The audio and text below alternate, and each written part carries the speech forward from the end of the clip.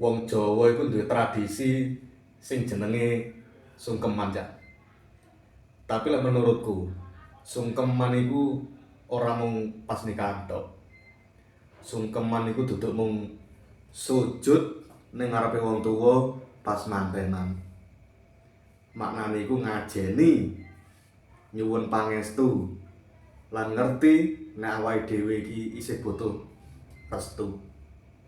Kadang saiki wong iku mung sungkeman pas acara gedhe. Nanging saben dina suarane iki malah luwih dhuwur timbang wong tuane. Padahal nek dipikir adat Jawa iku sederhana aja.